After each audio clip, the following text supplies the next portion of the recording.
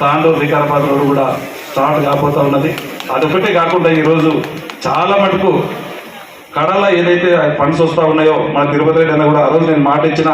ఆ రోజు నేను మనోహర్ని నేను నిలబెట్టిన, నేను నిలిపించిన ఖచ్చితంగా తాండూరు నియోజకవర్గాన్ని కూడా కొడంగల్ అయితే ఏ విధంగా అయితే చేస్తామో తాండూరు కూడా చేసే బాధ్యతకి తన వంతుగా కృషి చేసినందుకు మీ అందరి తరఫున వారికి కూడా ప్రత్యేకంగా ధన్యవాదాలు జరుపుకుంటుంది.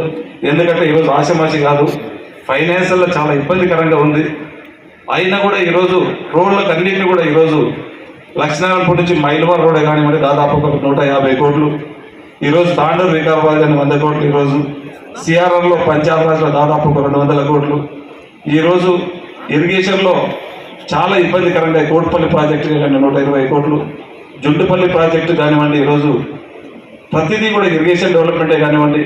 రోడ్స్ కానివ్వండి, మన గౌరవ ముఖ్యమంత్రి గారు కానివ్వండి, మన అన్నని పక్కన తిరుపతి రెడ్డి అన్న గారు వారి సహకారంతో తాను ఆ రోజు దీంతో పాటు చెప్పిన మెల్తుకు